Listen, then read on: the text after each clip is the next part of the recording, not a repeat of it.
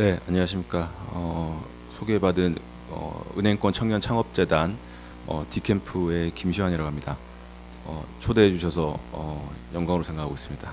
발표 주제가 제가 그 창업 스타트업 창업 생태계 그리고 그 투자 생태계 두 개를 제가 요청을 받았고, 그래서 관련해서 조금 정리를 했고요. 처음 내용을 보시면 처음에 제가 저희 디캠프 소개를 좀 넣었습니다. 그 이유가 뭐냐면 오늘 주제도 생태계라는 이제 말이잖아요. 그래서 사실은 제가 보시면은 이제 제가 뒤에 설명드리겠지만 그 1차 저희가 벤처 붐이라고 하죠. 다 아시는 이제 2000년도 인터넷 한창 뭐 우리가 버블이라고도 얘기하기도 하고, 그때는 사실은 생태계라는 게 사실은 없었거든요. 근데 지금은 스타트업 창업 생태계라고 부릅니다. 그래서 많이 바뀌었죠. 근데 이제 이 생태계가 만들어진 게 언제부터냐고 생각해 보면, 저희 이제 은행권 청년 창업재단 한 10년, 올해가 10주년이거든요. 그 10년 됐는데 저희는 감히 저희가 스스로 이제 조금 말씀드리면 국내 스타트업 창업 생태계의 시작에 디캠프도 같이 있었다라고 저희는 스스로 사실 좀 자부를 좀 하고 있어요. 그래서 일단 저희 디캠프를 소개 드리는 게 국내 스타트업 창업 생태계의 역사를 어느 정도 이해하시는 도움이 되기 때문에, 그리고 저희가 뭘 하는지가 창업 생태계가 이런 거를 하면서 창업자들을 서포트하고 있구나라고 이해를 더 하실 수 있을 것 같아서 좀 처음에는 조금 저희 소개를 넣어봤습니다. 저희는 좀 독특합니다. 이름에서 아시는 것처럼 은행권 청년 창업재단이잖아요. 좀 길긴 한데 은행권이에요. 그래서 저희가 국내 19개 은행이 공동으로 기금을 출연을 해서 만든 재단이에요. 비영리 재단이고 해외에서도 저희 쪽 손님 많이 오시거든요. 뭐 해외에서 민간이건 정부 사이드가 많이 오시는데 다들 놀라세요. 역사상 없었던 일이라는 거죠. 그 어떤 나라도 은행들이 모여서 이렇게 큰 재단을 만든 게 역사상 없는 유일한 사례고, 그래서 되게 자부심을 느끼고 있고 그러다 보니까 되게 관심을 많이 가지시는데, 규모도 보시면은 저희가 충분히 창업 생태계를 서포트를 할 수 있을 정도의 사실은 자금을 모아 주셨어요. 그러니까 지금까지 8,450억을 저희 때 출연해 주셔가지고 19개 은행에서 저희가 지금까지 쭉 사업을 할 수 있었고, 말씀드린 대로 이단 2012년도에 설립을 했고요. 올해가 10주년이고 저희가 재단이 사실 운영하는 스타트업 육성 센터가 디캠프입니다. 근데 지금은 사실 디캠프가 더 브랜드화 돼가지고 사람들은 이제 디캠프를 더 많이 알고요. 사실은 디캠프가 재단이 잘 모르는 분도 많으세요. 근데 이제 그렇게 저도 이제 디캠프로 좀 표현을 많이 하는데, 디캠프는 2013년도에 생겼어요. 그래서 재단을 12년도에 만들고 센터를 13년도에 만들어서 저희 13년부터 창업자 스타트업들을 뭐 발굴, 육성하는 이제 일들을 해오고 있습니다. 그리고 저기 프론트온을 보시면 저희가 마포에 예전 신용보증 기금이 있거든요. 그 건물을 전체를 창업자 육성 공간으로 만들면서 저희가 운영을 하고 있고, 2020년 7월이라서 뭐 아시는 것처럼 코로나가 한창일 때 저희가 오픈을 해서 지금도 계속 유지하고 있고, 사실은 되게 지금 인기가 좋은 그 스팟입니다. 왜냐하면 저희가 디캠프는 아무래도 10년 됐기 때문에 공간이 크지가 않아요. 그 당시에는 컸는데 지금 크지가 않거든요. 왜냐하면 지금은 창업 생태계가 너무 다 커가지고 큰 공간을 운영하는 데들이 많으세요. 근데 이제 저희도 이제 그런 시류에 맞게 사실은 프론트온도 개관을 하면서 크게 해서 지금 프론트온에 한 100개 정도의 스타트업들이 입주를 해 있습니다. 규모로는 뭐 저희는 당연히 국내에서 제일 크고 세계적으로 보더라도 상당히 규모 있는 사이즈로 저희는 생각하고 있습니다. 밑에는 저희 쪽에 이제 저희 재단에 기부해 주신, 출연해 주신 은행들이고요. 저희 간단한 조직인데 저희가 팀을 보시면 저희 상임이사, 저희 이사장님이 계시고 이제 상임이사가 일종 센터장이시고요. 그리고 팀들이 있고 실이 있는데, 사업팀 같은 경우에는 저희가 스타트업을 발굴하는 역할, 그리고 파트너사 발굴, 뭐 협업하는 걸 만드는 거, 신규 사업 발굴을 하는 역할을 하고 있고, 왜냐하면 창업 트렌드도 많이 변하고 그 시기마다 창업자들이 원하는 것도 많이 바뀌기 때문에 저희도 거기에 맞게 저희 프로그램들을 계속 바꿔야 되거든요. 그리고 어떤 파트너들하고 같이 할지도, 특히 요즘에는 뭐 전통적으로는 우리나라 같은 경우에는 주로 이제 공공기관들이 관심이 많으셨다고 하면 최근 몇 년은 되게 민간 기업들도 관심이 많으세요.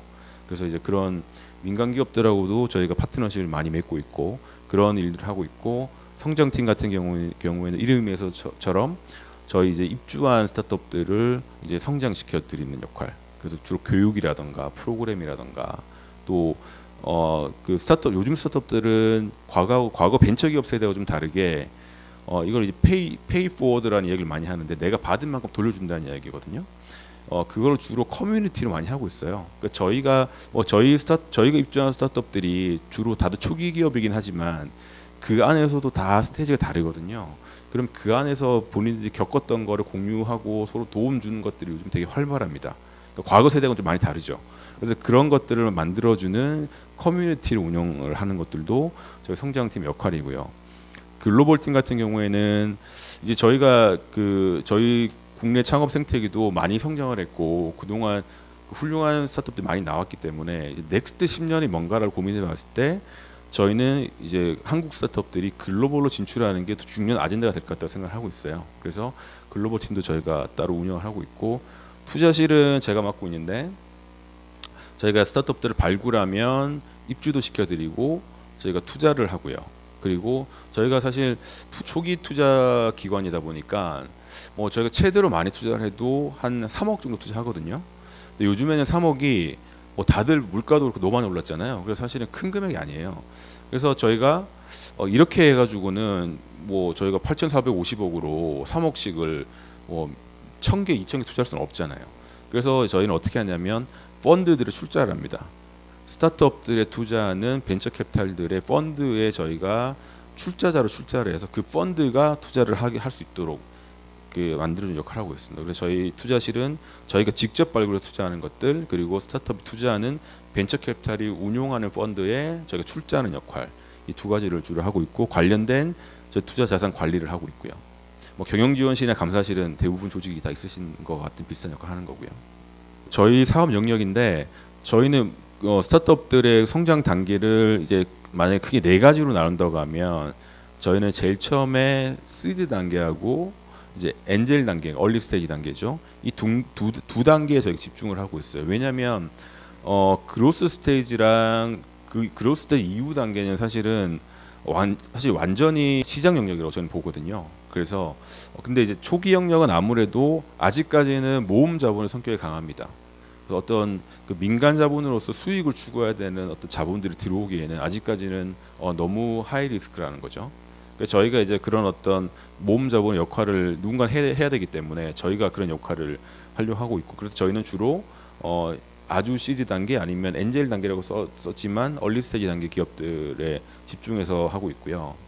저희는 그래서 공간도 제가 말씀드렸던 것처럼 디캠프가 있고 디캠프는 저희가 지금 한 12개 정도 다 입주를 하고 있는데 과거에는 이것도 많은 거였어요. 근데 지금은 뭐 12개에서 입주한다고 하면 사실 큰 공간 아닌 거고 그리고 마포는 말씀드렸던 것처럼 프론토는 100개사 정도 입주하고 있고 투자도 말씀드린 대로 하고 있고 네트워킹 같은 경우도 요즘 창업자들이 커뮤니티를 구성하는 데 있어가지고 핵심적인 게 네트워킹이기 때문에 네트워킹을 창업자 간에 하는 것도 있지만 저희 파트너사인 뭐 벤처 캐피탈들, 기업들 뭐 다양한 분들하고 같이 네트워킹 할 수 있도록 저희가 하고 있고 근데 오피스 아워라는 거는 오피스 아워가 지금은 되게 일반화된 용어라서 오피스 아워 검색해 보시면 되게 많이 나오실 건데 저희가 하는 방식은 스타트업들하고 각 분야의 전문가들 뭐 투자 뭐 특허 아니면 기술 법률 여러 가지가 있잖아요.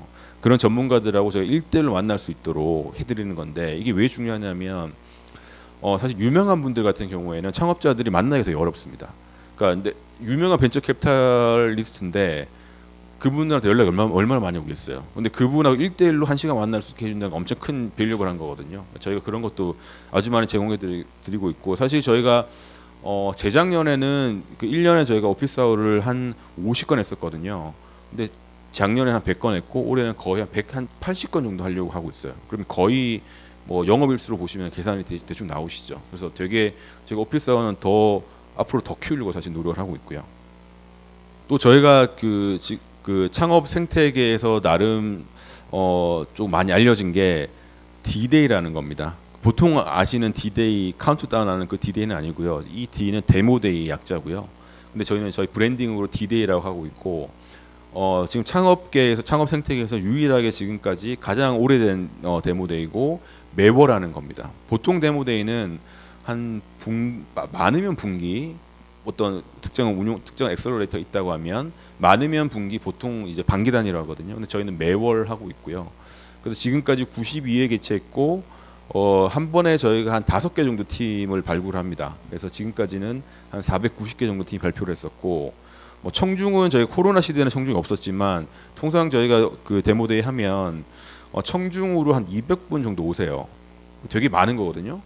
매달 그렇게 오시는데 주로 어떤 분들이 오시냐면 창업자들, 그다음에 투자자들, 미디어, 뭐 정부기관들, 또 이쪽 관련된 오픈 이노베이션 하는 이제 기업체분들 많이 오세요. 저희가 이제 그래서 이 데모데이 끝나고 나면 그 케이터링 음식을 제공해드리고 네트워킹 하실 수 있도록 많이 해드리고 있고. 근데 코로나 때는 아쉽게 못했지만 이제 좀 지나면 다시 재개할 것 같고요. 저희 방식은 이렇습니다. 저희가 매월 5개 팀을 뽑는데 100개 이상 팀이 지원하세요 매달. 그러면 저희가 그 팀들 중에서 서류하고 인터뷰 심사를 거쳐가지고 매달 5개 팀을 뽑습니다. 그러면 이 5개 팀이 발표할 기회를 드리는데 저희 디캠프 안에 있는 이제 홀에서 이런 무대에서 발표를 하고 앞에는 한 대여섯 분 정도의 벤처 캐피탈들이 나와 있어요. 그래서 5분 발표하고 10분 동안 Q&A 하고 이제 최종 이제 심사해서 이제 순위를 가리는 걸 하고 있고요. 그래서 저희가 데모데이는 왜 중요하냐면 저희가 디데이를 하고 디데이 나온 팀들을 저희가 투자를 하고 입주를 시켜드리기 때문에 저희 디캠프하고 공식적으로 저희의 어떤 서포트를 받고 싶으시면 창업자분들은 디데이를 나오셔야 된다는 게 있고요. 지금은 데모데이라는 건 되게 일반화돼서 대부분 엑셀러레이터들은 팀들을 뽑으면 선발을 하면 그 다음에 투자를 하고 그 다음 데모데이를 통해서 이제 다른 일반 대중이나 아니면 투자자들한테 소개해드리는 그런 창구로 많이 이용하고 있죠. 저희 이제 성장 프로그램이나 커뮤니티는 말씀드렸던 것처럼 뭐 오피스하우나 해외 쪽 관련된 이제 온보딩 프로그램이나 다양한 것들을 하고 있고요. 공간에서 설명을 드렸고요. 투자도 저희가 지금까지 144개의 스타트업 했고 금액은 뭐 한 200억 좀 넘어갑니다. 그리고 간접 투자 펀드 출자 같은 경우는 지금까지 26개 펀드 출자를 했고요. 총 저희 약정 금액은 지금 한 7천억 넘죠. 돼 있고 뭐 저희가 직간접으로 저희가 직접 투자를 했거나 저희가 출자한 펀드들이 투자한 회사들이 뭐 이런 회사들이 있다라는 건데 아마 아실 만한 기업들이 많이 있으실 것 같습니다. 해외로 나가고 싶은 스타트업들은 저희가 일종의 컨시어지 서비스를 하고 있기 때문에 저희 쪽에 문의를 주시면 저희가 일단은 저희 쪽 패밀리로 되셔야 되고요. 그다음에 저희한테 뭐 컨시어지 서비스 필요하시면 저희한테 요청하시면 저희가 필요한 걸 해드리는 역할을 하고 있습니다. 그래서 오늘 주제인데 제가 사실 창업 생태계라고 해서 되게 좀 주제가 좀 넓더라고요. 고민을 좀 하다가 우리나라의 현황 위주로 조금 많이 좀 설명을 드리려고 해봤습니다. 네, 이 오른쪽에 있는 J커브는 사실은 많이 보셨을 거고 앞으로도 많이 보실 텐데 이게 이제 일반적인 스타트업들, 창업한 기업들, 벤처 기업들의 성장 곡선이라고 하거든요. 그러니까 처음에는 창업을 하고 나면 매출도 없고 뭐 그러니까 당연히 이제 밑으로 내려갈 수밖에 없죠. 회사의 뭐 지표나 매출이나 뭐 자금 현황이나 이런 것들이. 그러다가 이제 저기 마이너스인 상태들이 데스밸리라고 하고요. 저 죽음의 계곡을 넘어서야지 비로소 회사가 성장을 하고 뭐 IPO가 되건 큰 M&A가 된다고 얘기하는 거고요. 이제 그 한국형 모델의 확립이라고 제가 말씀드린 거는 한국은 조금 이제 독특하게 공공과 민간의 어떤 케미라고 그래야 될까요? 하모니가 되게 잘 맞는 나라입니다. 어떤 나라들은 민간이 너무 강한 경우도 있고 어떤 나라들은 너무 정부 주도인 경우도 있거든요. 근데 우리나라는 되게 이 하모니가 잘 맞아가지고 그래서 제가 이름을 이렇게 붙인 거고요. 보시면은 뭐 처음에 이제 시딩 단계부터 IPO 단계까지 보셨을 때 시딩 단계하고 엑셀러레이팅 단계는 당연히 저희 같은 데들이나 아니면 제가 AC라고 써놓은 건 엑셀러레이터들인데 엑셀러레이터들이나 아니면 벤처 캐피탈 초기 투자는 벤처 캐피탈들이 담당을 하지만 요즘 추세는 뭐냐면 그래서 이제 그로스 단계가 왔어요. 예를 들어서 이 회사가 너무 커져가지고 투자를 한 500억을 투자를 받아야 돼요. 그러면 500억을 사실은 아직까지 우리나라에서 벤처 캐피탈들이 공급하기는 좀 어렵거든요. 이제 그럴 때 우리나라는 지금은 이제 정책금융기관들이 또 많이 이 영역을 담당을 하고 있습니다. 그래서 어떻게 보면 정책금융기관은 완전 시장 영역은 또 아니잖아요. 그럼에도 불구하고 그로스 단계에서 더 큰 성장이 반드시 필요하기 때문에 우리나라는 공공 정책금융기관들이 VC 다음에서 그로스를 또 이끌어주는 역할을 하고 있어서 약간 독특하다고 볼 수가 있고, 그 다음에 그 시딩 단계나 엑셀러레이팅 단계에서도 제가 뒤에 말씀드리겠지만 다양한 기관에서 또 많은 역할을 해주고 계십니다.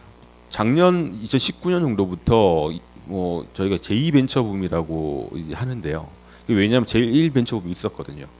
제1벤처붐은 아시는 것처럼 2000년도에 인터넷이 나오고 인터넷 기반으로 비즈니스하는 것들이 이제 유행이 되면서 그때 되게 화랑이었고, 그때 그러다가 보시면은 뭐 버블이 꺼졌잖아요. 근데 저 버블이 나스닥 지수 기준으로 말씀드리면 나스닥 지수가 3분의 1 토막이 났어요. 예, 그때 버블이 꺼진 게. 그래서 사실 어마어마한 거였고, 사실 그래서 이때 이제 저희가 제일 벤처붐이었는데 그걸 그때 벤처 버블이 꺼지고 사실은 시간이 많이 흘렀거든요. 그래서 벤처 빙하기를 상당히 오랜 시간 가고, 빙하기라고 하면 창업은 꾸준히 한 것 같아요. 근데 투자가 그만큼 못 따라줬다라고 보입니다. 근데 지금 이제 제2벤처 부분 사실은 창업도 더 많이 하지만 거기에 맞게 투자도 더 많이 이루어지고 있고, 뭐 벤처 캐피탈 위주로. 그리고 영역도 보시면은 이때는 인터넷이었는데 지금 제2벤처 붐 때는 모바일을 필두로 해서 바이오, 핀테크, 뭐 다양한 ICT 영역들에서 많은 신기술이 나오면서 지금 제2벤처 붐 시대를 이끌고 있다라고 보실 수 있고, 코스닥이 96년에 만들어졌거든요. 그리고 2000년도에 인터넷 버블 뭐 붐이 됐는데 그때 만들어진 게 벤처기업 특별법이었어요. 근데 저희가 2000년도에 벤처 투자 촉진법이 또 제정이 됐거든요. 그래서 약간 시기적으로도 약간 어떤 상황적으로도 비슷한 상황이다. 근데 버블이 꺼진다는 이야기는 아니고 붐의 현상으로 봤을 때는 비슷한 상황이지 않느냐, 좀 그렇게 보고 있습니다. 실제로 좀 어땠을까라고 보시면 제1벤처붐 때하고 제2벤처붐을 비교해 보시면은 첫 번째로 법인 창업 숫자가 꾸준히 늘긴 했죠. 꾸준히 늘긴 했으나 한 보시면 기울기를 보시면 점점 더 가팔라지고 있어서 확실히 2010년 이후 창업을 확실히 많이 하고 있는 분위기고, 그리고 이제 벤처 투자 같은 경우 주황색을 보시면은 사실은 투자는 그렇게 따라주진 않았어요. 그러니까 창업은 많이 했죠. 왜냐하면 우리나라는 뭐 생계형 창업도 사실 많기 때문에 법인 창업이 모두 다 기술을 가지고 있는 벤처성 창업은 아니거든요. 근데 이제 한 그 벤처 투자 같은 경우에는 2000년 이후, 2001년 이후로 사실은 정체기로 상당히 오래 갔습니다. 오래 가다가 한 보시면 한 2013년, 14년부터 오르기 시작하죠.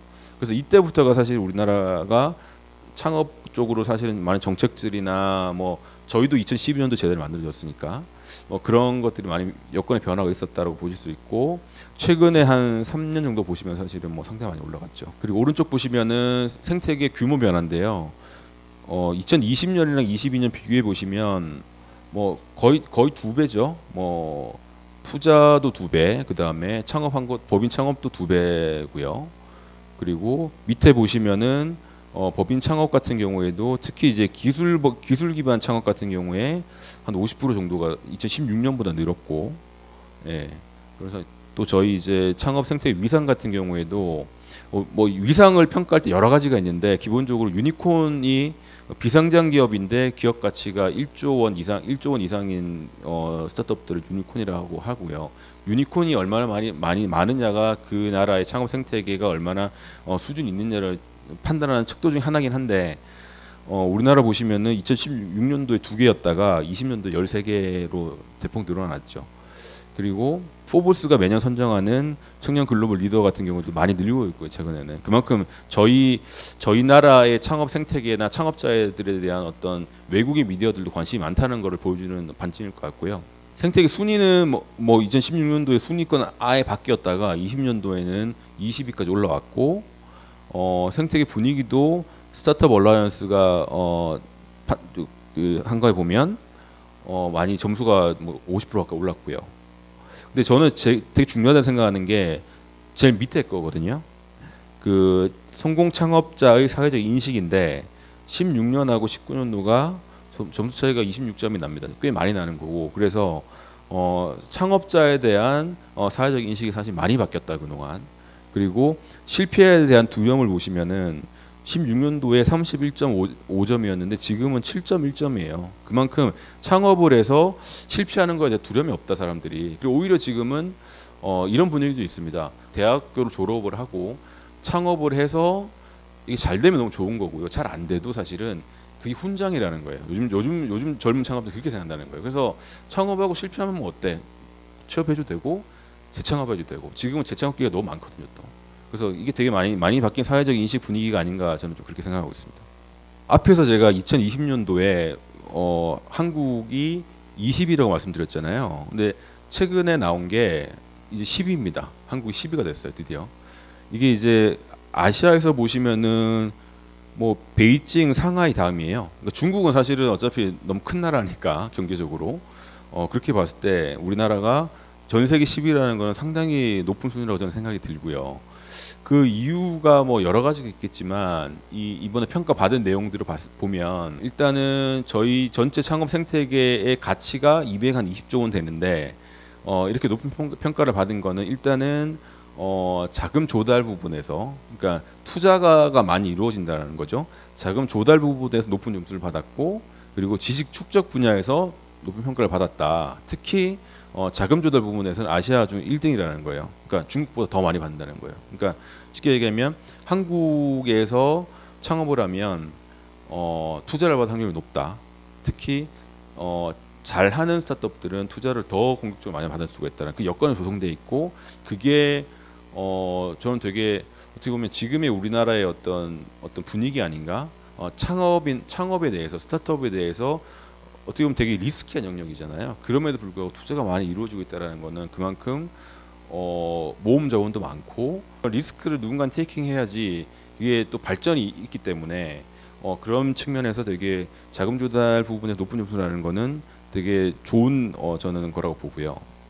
좀 디테일하게 보시면은 뭐 대규모 엑시트들이 있었죠. 쿠팡도 뭐 상장을 했고, 그래서 그런 것들이 있었고, 그리고 정부에서 사이드에서도 많은 거를 지금 해주고 계십니다. 그래서 그런 것들이 여러 가지가 다 복합적으로 이루어져서 저희가 2020년에 20위였는데 지금 1년, 이게 작년 기준일 테니까 2021년 만에 10위로 올라섰습니다.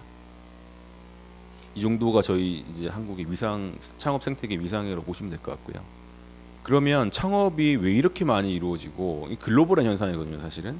왜 이렇게 많이 이루어지고 왜 이렇게 많이 하고 하느냐가 전 세계적으로 돈이 많이 풀렸다라든가, 돈이 많이 풀려서 투자를 잘 받을 수 있기 때문이라든가 또 있지만 다른 것도 있는 것 같아요. 그러니까 창업자 사이드에서 보면 이제 그런 여건, 환경이나 여건은 이제 환경인 거고, 그럼 내가 잘해야 되잖아요. 그러니까 내가 잘해야 되는데 내가 잘할 수 있을까에 대해서 사실 고민들 많이 할 텐데 지금은 좀 쉬워졌다는 거예요. 왜 쉬워졌느냐? 창업이 방법이 있다라는 거예요. 과거하고 다르게. 옛날에는 매뉴얼이 사실 없었거든요. 벤처기업 창업을 하면 매뉴얼이 어디 있습니까? 옛날에는. 근데 지금은 매뉴얼이 나름 있고 또 프로세스가 나름 있기 때문에 이거대로 하면, 이 방법론대로 하면 성공할 가능성이 더 높다라는 거예요. 과거보다. 그래서 많이 하는 것 같아요. 이제 그 방법론의 핵심이 린 스타트업이라는 거거든요. 린이 LEAN입니다. 그래서 이제 뭐 얕은, 가벼운 이런 의미죠. 그래서 린 스타트업이고, 이 린 스타트업은 보시면은 스타트업이 실패하는 20가지 이유 중에 거의 한 80%가 마켓 니즈가 없거나 캐시가 없어서잖아요. 그러니까 사실은 저 두 개 때문에 거의 망한다는 거거든요. 근데 이 린 스타트업의 메솔로지로 하면 이 두 가지를 상당 부분 많이 내가 조금 적게 영향을 받을 수 있다, 극복할 수 있다라는 거거든요. 근데 물론 이제 캐시가 없다라는 거는 결국엔 투자를 많이 받아야 되는데, 투자를 못 받으면 캐시가 없을 수도 있는데 초기에 내가 적은 자본으로 해볼 수 있는 게 린 스타트업입니다. 그래서 그런 거고, 여기 보시면은 제가 뭐 깊게 설명 못 드리겠지만 쉽게 말씀드리면 아이디어가 있으면 빨리 제품을 만들고 이 제품으로 빨리 고객 테스트 해보고 고객 피드백을 빨리 받고 수정하고 이 루프를 빨리 돌려가지고 빨리 상품화해서 빨리 시장에 내보내라는 이야기거든요. 예. 그래서 이걸 하기에 방법들이 있는 거고, 제가 용어 3개를 넣어드린 거는 지금 이런 식으로 예를 들면은 저기 보시면은 뭐 A/B 테스트, MVP, 뭐 그로스 해킹, 코호트 분석 이런 것들이 지금 다 스타트업 용어입니다. 스타트업 경영 용어라고 보시면 되거든요. 기술적인 용어들인데 이런 식으로 지금 되게 방법론화, 이론화되어 있기 때문에 이런 것들을 회사의 비즈니스에 잘 적용만 하더라도 회사가 잘 될 가능성이 과거보다 훨씬 높다라는 거죠. 그래서 아마도 이런 것 때문에 많은 젊은 분들이 창업을 많이 하고 있고, 나이 많으신 분들이라 하더라도 이거대로 해서 회사 초기에 성장하시고, 그 다음에 지금 같은 경우에는 워낙 투자금이 풍부하기 때문에 시장에 투자 받으시고 하면서 성장하는 그림이 나오는 거거든요. 그래서 저는 이런 것들이 여러 가지 대내외적인 환경이나 이런 또 이론들이나 이런 것들이 다 지금 너무나 잘 돼 있기 때문에 창업의 일종의 르네상스가 아닌가라고 좀 생각을 하고 있습니다. 이건 이제 우리나라 창업 생태계의 맵인데요. 말씀드린 것처럼 우리나라는 공공하고 민간이 되게 좋은 하모니를 이루고 있는데, 특히 이제 공공 쪽은 어떤 쪽에 많이 집중하시냐면, 보시면 예비 창업자부터 한 예비 창업까지를 사실은 이쪽 이제 왼쪽에 있는 공공 사이드에서 많이 좀 커버를 하시고요. 왜냐면 되게 많은 지원들이 필요한 영역이고 되게 너무 초기이기 때문에 저기를 어떤 민간에 들어가서 사업화를 해서 수익을 내기는 어렵거든요. 하고 계시고, 또 하나는 이 예비 창업과 단계를 거쳐가지고 이제 도약을 하잖아요. 도약기에는 이때는 이제 민간들 대부분 역할을 수행을 합니다. 뭐 투자자들도 그렇고 다른 어떤 뭐 기업들도 그렇고. 근데 적당히 이제 많이 성장을 해서 그 다음에 해외로 나갈 때 또 한번 이제 정부 사이드들이 또 많이 도움이 되죠. 왜냐하면은 해외로 나간다는 거는 또 국내하고 많이 다르기 때문에 또 다른 차원의 네트워크들이 많이 필요하거든요. 그럴 때 또 한번 이제 정부 사이드에서 도움을 많이 주시고, 그래서 이렇게 이제 어떻게 보면 나름 이렇게 처음부터 이렇게 계획을 하고 한 건 아닐 거예요. 근데 하다 보니 이런 식으로 역할 구분이 되고 그 역할 내에서 다 잘 이제 하모니 맞춰서 하다 보니까 우리나라가 되게 지금 같은 전 세계 10위까지 온 게 아닌가라고 생각이 들고, 그리고 또 저희 나라가 또 잘하고 있는 게 예를 들면 이런 게 있습니다. 팁스라는 게 있는데, 팁스는 민간 투자자들이 투자를 한다 그러면 정부에서 투자금을 매칭해 주는 거거든요. 근데 이게 사실은 지금 들으시면 별거 아닌 것 같지만 처음 만들어졌을 때는 되게 혁신적이었어요. 왜냐하면 민간 벤처 캐피탈들이 본인들의 펀드를 위해서 투자를 하는 건데 여기에 정부가 더 얹어주는 거거든요. 근데 이제 이게 너무 잘 됐고 저도 너무 좋은 컨셉을 생각을 했고, 그러다 보니까 지금은 이제 이런 것도 많이 생기면서 민간과 공공이 너무 잘 같이 하고 있는 그림이 나오고 있는 게 아닌가. 그래서 사실은 글로벌적으로 봤을 때 한 미국 정도 빼고 나면 사실은 완전히 민간에서 창업 생태계라고 하는 게 돌아간 나라가 없어요. 제가 봤을 때는 대부분 이제 정부가 다 관여를 하죠. 많이 하는 거 정부가 얼마나 많이 관여하느냐의 차이인 것 같고, 근데 우리나라는 되게 이 조합이 잘 이루어지고 있어가지고 그게 우리나라가 이렇게 짧은 시간 내에 이 스타트업 생태계도 급성장한 한 어떤 주요한 이유가 아닌가라고 생각하고 있습니다. 이제 투자고요. 또 한번 이제 제이크보 나오는데 투자를 할 때는 여러 가지 단계들을 보고 하거든요. 근데 이제 회사 단계들을 보면 아이디어가 단계가 있고, 그 다음에 시제품 단계가 있고요. 그리고 프로덕트 마켓 핏이라고 해서 제품과 시장 핏을 보는 단계가 있어요. 왜냐하면 그러니까 프로덕트 마켓 핏이 안 맞으면 저 제품은 성공할 수 없겠죠. 그러니까 저거를 검증하는 단계가 있고 제품 출시하고 쭉 한 단계들이 있는데, 보시면 통상은 한 시제품 제작까지는 엔젤 투자자나 저희 같은 엑셀러레이터나 아니면 정말 마이크로 VC 같은 아주 초기에 투자하는 분들이 투자를 하고요. 그리고 프로덕트 마켓 핏이 검증이 되면 그때부터는 이제 더 빠른 성장을 할 것이고 더 많은 돈이 필요할 거거든요. 그때부터는 이제 벤처 캐피탈들이 투자를 하고요. 또 그런 것도 있습니다. 그러니까 리스크를 얼마 테이킹 하느냐인데, 벤처 캐피탈들은 아무래도 엑셀러레이터만큼 리스크 테이킹 할 수는 없거든요. 그렇다 보니까 프로덕트 마켓핏이 검증이 되면 주로 이제 그 이후 단계를 투자를 많이 하는 경향들이 있습니다. 그 시리즈 한 뭐 B, C까지도 당연히 다 벤처 캐피탈에 투자를 하고요. 제가 말씀드린 대로 지금 한국 같은 경우에는 시리즈 한 D 넘어가면 벤처 캐피탈 그리고 이제 뭐 금융 공기업들 이런 데들 투자를 많이 하고 계세요. 이거는 제가 제 나름의 한번 제가 정리를 해본 거예요. 궁금해하실 것 같아가지고 그러면 한국에는 어떤 투자들이 있는데라고 궁금해하실 것 같아서 근데 아시는데 별로 없으시죠? 예. 근데 되게 그 창업계에서 유명한 데들입니다. 그래서 뭐 구분을 이제 시드 그리고 시리즈 A하고 시리즈 중간에 있는 프리 시리즈 A, 시리즈 B, 시리즈 C가 있고 그러면 이런 각 카테고리들의 투자사들이 투자할 때 주로 어떤 것들을 보느냐잖아요. 그래서 한 시드 단계에는 창업팀이 어떤 문제의식을 가지고 있는지 이 문제의식이 정말 사회적으로 밸류업을 한 건지 시장성이 있는 건지 이런 거를 많이 보고요. 그리고 이 창업팀이 이 아이디어가 있는데 이 아이디어를 정말 실행할 실행력이 있는지 또 전문성이 있는지 주로 사람 위주인 거죠. 예. 그리고 어떤 사업 모든 사업은 가설이 있잖아요. 내가 가설이 있고 이 가설이 맞다는 거 증명하는 과정이 사실 창업에 올 수 있는데 가설이 타당한지 그 시장 규모 얼마나 되는지 그리고 MVP가 이제 시제품이라고 보면 시제품을 시연을 할 수 있는지 뭐 이런 것들을 보는 거고요. 그리고 이제 그 다음 단계로 가서 이제 벤처 캐피탈들이 이제 투자를 하기 시작하는 정도 단계에 오면 벤처 캐피탈들이 뭘 보느냐.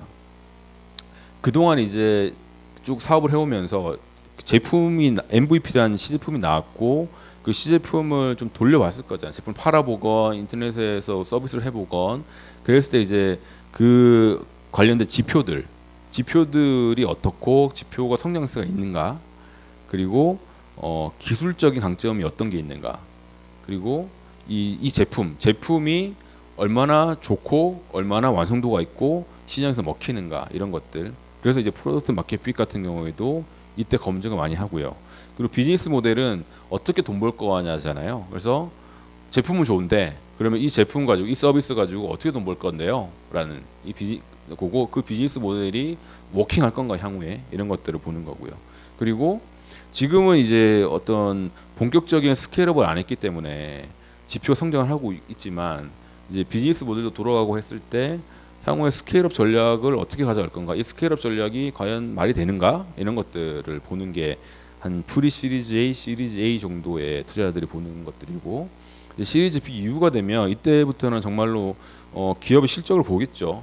그래서 특히 요즘 같은 경우는 많이 들으셨겠지만 되게 뭐 경제적으로 여건 안 좋다고 하잖아요. 뭐 이럴 때일수록 사실 투자자들은 더 보수적으로 볼 수밖에 없기 때문에 더더욱 이제 회사들의 어떤 실적, 뭐 재무적인 실적이건 이런 것도 많이 보겠죠. 그래서 이제 시리즈 B 이후가 되면 시리즈 B가 되면 통상 한 번에 받는 투자금 금액이 100억이 넘어갑니다. 그러니까 100억 정도 받는 투자받는 회사들이라고 하면 사실은 뭔가 제대로 된 게 있어야 되겠죠.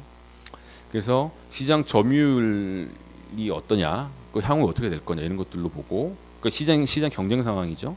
그리고 매출 등 재무적 수치도 보고요. 그 캐시플로우 안정성인데 왜 그러냐면 시리즈 B 뭐 때로는 시리즈 C라고 하더라도 적자인 데가 많거든요 아직까지. 그리고 적자인 회사들은 회사가 성장을 해야 되고 사업을 계속 영위를 하려면 캐시가 필요하잖아요. 내가 회계적으로는 마이너스더라도 캐시가 있으면 살아남잖아요. 그래서 캐시플로우가 안정적인가, 지금 가지고 있는 캐시를 가지고 얼마나 더 버틸 수가 있는가 이런 것들을 보는 거거든요. 그리고 유닛 이코노믹스는 뭐 그러니까 수익성이죠. 내가 이걸 물건 하나 팔았을 때 얼마나 남길 수 있는가 이런 것들을 보는 거고요.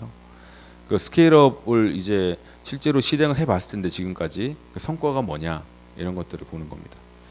그 조금 각 단계마다 보는 것들이 아무래도 초기 단계는 아무래도 사람을 더 많이 보고 그 다음 단계는 제품, 그 다음 비즈니스 모델, 향후의 성장 가능성을 보고 이제 세 번째 단계 가면 실질적으로 이제 지표가 얼마나 나오고 재무적으로 어떤 성과들이 있는가 이런 것들을 많이 보게 되고요. 지금은 좀 많이 패러다임이 바뀌어가지고 과거에는 뭐 토지노동 자본이라고 하잖아요. 근데 지금은 제가 봤을 때는 제 우선순위는 팀, 시장, 제품인 것 같아요. 그러니까 창업팀이 제일 중요하고요.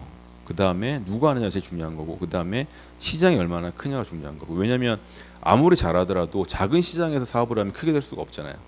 그 다음 시장이 중요하고 그 다음에 프로덕트다. 왜 그러냐면 사람은 사실은 바꾸기 어렵고 시장도 그렇거든요. 시장의 한계를 벗어날 수는 없거든요. 근데 프로덕트는 저는 피봇이라고 해요. 그래서 언제든 바꿀 수가 있습니다. 그러니까 내가 이 사업, 이 제품을 만들고 있다가 다른 제품으로 바꿀 수 있거든요. 서비스도 마찬가지고. 근데 사람을 바꿀 수는 없고 시장을 벗어나는 건 너무 또 어려운 일이거든요. 그리고 또 이제 과거에는 자본도 중요했지만 초기 스타트업 같은 경우에는 지금은 리딩 스타트업으로 대부분 하기 때문에 많은 들은 필요하지도 않습니다. 그래서 자본도 초기에는 많이 중요하지는 않고요. 이건 아까 제가 말씀드린 거 연장선상인데 제가 조금 말씀드린 거 저 위에 까만색으로 되어 있는 건데요. 그 마크 큐번이라는 사람은 미국의 유명한 자수성가한 빌리어네어예요. 이분이 하신 말씀이 릴라이블하고 디플리커블하고 스케일러블하고 컨시스턴트한 방법으로 고객을 끌어들이지 않으면 사업이 아니라 취미라는 거거든요.